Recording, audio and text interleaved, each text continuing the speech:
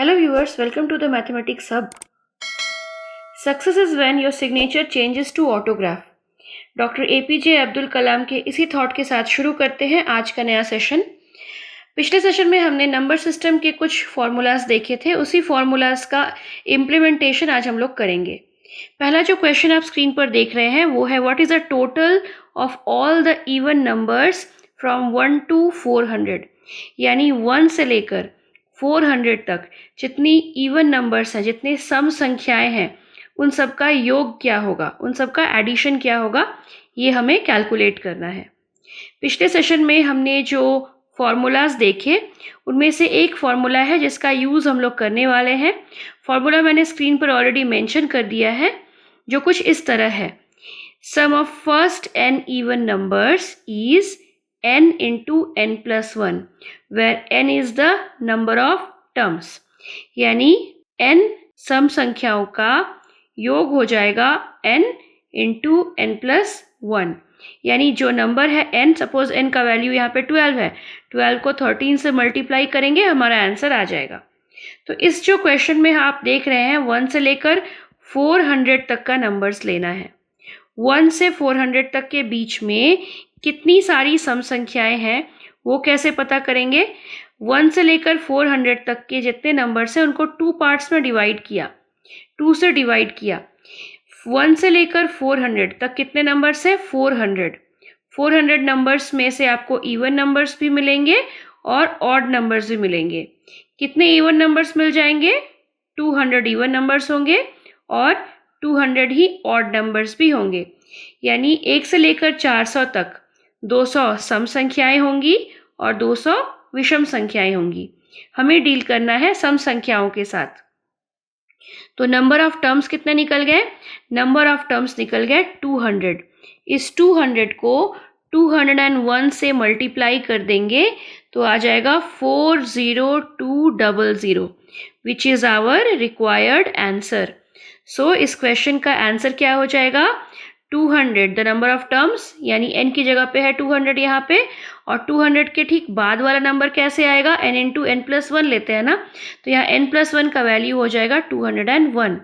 200 और 201 को मल्टीप्लाई करने पर मिल जाएगा 40,200, 40,200, which is the required answer.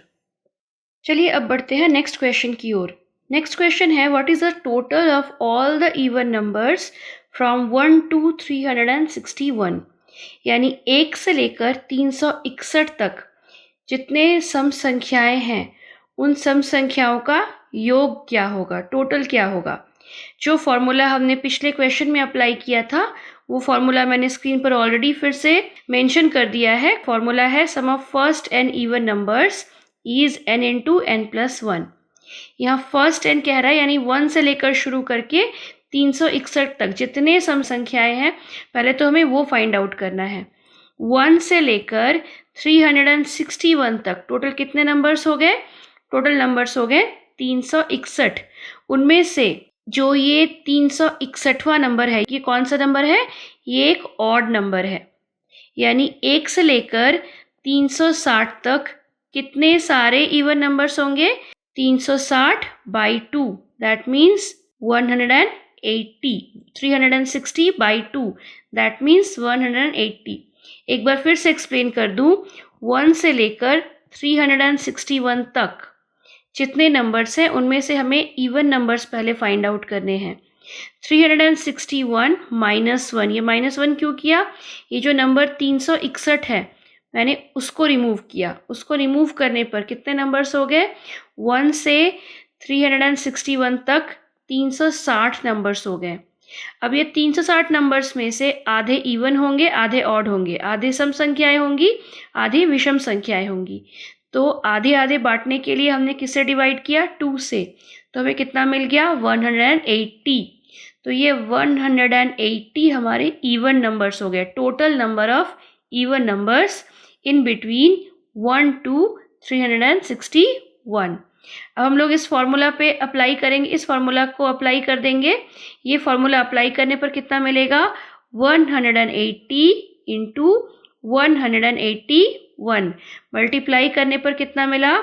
32,580, which is our required answer. Let's proceed towards the next question. What is the total of all the odd numbers from 1 to 180? 1 से लेकर 180 तक जितने numbers हैं उनमें से जितनी सारी विषम संख्याएं हैं उनका योग क्या होगा? ये है हमारा नेक्स्ट क्वेश्चन। इसके लिए जो फॉर्मूला यूज़ करना है वो फॉर्मूला आप स्क्रीन पर देख सकते हैं।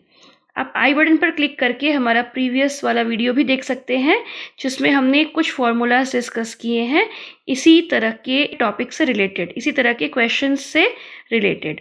तो सबसे पहले हम लोग फाइंड आउट करेंगे कि 1 से 180 तक के बीच में कितने सारे ऑड नंबर्स हैं। सो 180 को 2 से डिवाइड करते हैं तो मिलेगा 90, यानी 180 जो नंबर्स हैं 1 से लेकर 180 तक टोटल कितने नंबर्स हैं? 180।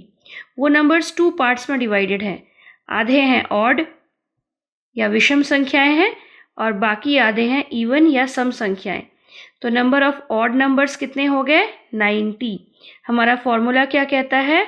फॉर्मूला कहता है if n is the number of terms then sum of first n odd numbers. अगर नंबर ऑफ टर्म्स n है तो पहली n विषम संख्याओं का योग हो जाएगा n का स्क्वायर। यानी यहाँ पे आया था 90, तो इस 90 का स्क्वायर ले लेंगे, दैट इज़ 8100। ये हमारा हो जाएगा रिक्वायर्ड आंसर। चलिए बढ़ते हैं आज के सेशन के लास्ट क्वेश्चन की ओर। क्वेश्चन है what is the total of all the odd numbers from 20 to 101। यानी 20 से लेकर 101 तक के बीच में जितने सारे विषम संख्याएं हैं उनका योग क्या होगा? फॉर्मूला वही सेम है, sum of the first and odd numbers is equal to n square. लेकिन क्या आपने नोटिस किया यहाँ पे फर्स्ट n नहीं, हमें 20 से लेकर 101 तक के नंबर्स लेने हैं। तो इस क्वेश्चन में हमें क्या करना होगा? पहले हमें sum of all the odd numbers from 1 to 101 calculate करना है और उसमें से सब्ट्रैक्ट करना है sum of all the odd numbers from 1 to 20। यानी हमें निकालना है 20 से 101 के रेंज में।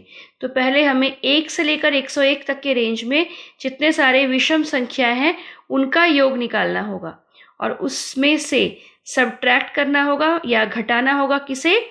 1 से लेकर 20। 1 से लेकर 20 तक के जितने विषम संख्या हैं उनके योग को घटाना होगा, तभी जाके हमें रिमेनिंग यानी कितने 20 से 101 तक के नंबर्स मिलेंगे। जो प्रोसेस हमने पिछले क्वेश्चन में अप्लाई किया था उसी प्रोसेस को अप्लाई करें। तो 1 से लेकर 101 तक के बीच में कितने सारे ऑड नंबर्स हैं? नंबर ऑफ ऑड नंबर्स हो जाएंगे 51। 51 कैसे हो गया वो हम लोग चलिए देख लेते हैं। 1 से लेकर 101 तक के बीच में नंबर ऑफ ऑड नंबर्स कितने हो गए? 1 से 100 तक, 1 से 100 तक नंबर ऑफ ऑड नंबर्स हो गया 50। उस 50 में हमने 101 यानी एक और नंबर को ऐड कर दिया तो मिल गया कितना? 51। तो हमें करना होगा 51 का स्क्वायर। 51 का स्क्वायर क्यों करना होगा? क्योंकि फॉर्मूला n स्क्वायर है, इसीलिए 51 का स्क्वायर किया हमने। और उसमें से घटाना है, किसे घटाना है? 1 से लेकर 20 तक में से जितने विषम संख्याएं हैं, 1 से लेकर 20 तक में टोटल 20 नंबर हैं, उनमें से 10 सम संख्याएं हैं और 10 विषम संख्याएं हैं। 10 इवन नंबर्स हैं और 10 ऑड नंबर्स हैं। सब्ट्रैक्ट करेंगे तो हमें मिल जाएगा 2601 माइनस 100। दैट मीन्स हमारा रिक्वायर्ड आंसर हो जाएगा 2501 which is the required answer.